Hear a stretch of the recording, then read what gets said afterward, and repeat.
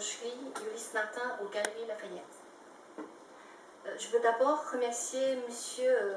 Azobaldi de l'association d'Alumni d'avoir été l'origine de cette invitation de Michel Chevalier et avec nous, avec la finance SSK, d'être avec nous ce soir. Le marché de luxe France a un rapport direct avec les Chinois. Premier pays de la consommation de luxe, les Chinois adorent faire du shopping de luxe en voyage à l'étranger.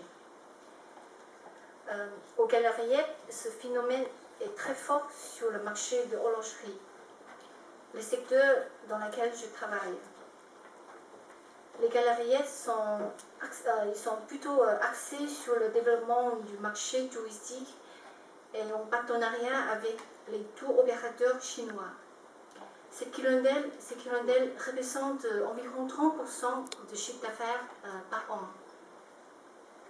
Pour mieux accueillir les Chinois, les galeries viennent de créer un nouveau département spécialement dédié à cette clientèle en goût. Vous ne trouvez donc que des vendeurs chinois ici.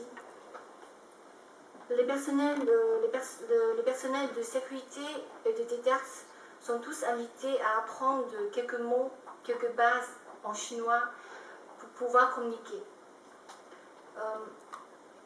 Le développement ouvert international des Galeries Lafayette a permis de lui offrir des nouveaux marchés, mais cela risque aussi la perte de la clientèle locale.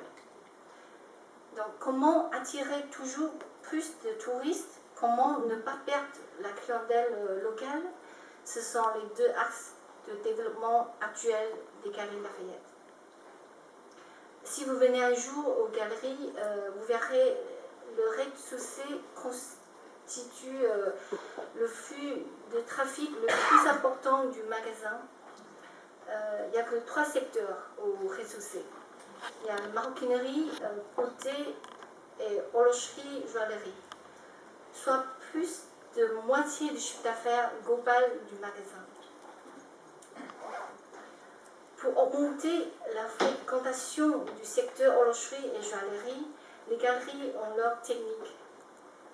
Au lieu d'isoler ce secteur, on l'installe juste à côté de la zone beauté. Pendant que les femmes choisissent leur rouge à lèvres, messieurs, au lieu d'attendre, ils vont regarder les belles montres juste à côté. C'est comme ça qu'il augmente la possibilité des ventes imprévues. Et je vous rassure que cette technique marche très bien. Ouais. Sinon, pour les vendeurs, le mode de la vente traditionnelle ne satisfait plus les attentes des clients. Un conseiller de vente aujourd'hui doit savoir chasser son client chinois en dehors de sa boutique en s'aidant des concierges de luxe, des restaurants étoilés, des guides touristiques ainsi que des personnels chauffeurs basés en Europe.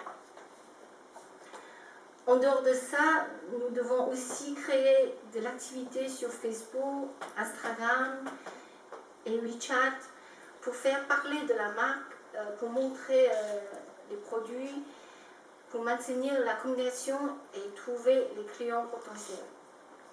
Donc c'est un travail très challenging. Si le temps nous permettrait, je pourrais vous parler de cela pendant toute la soirée.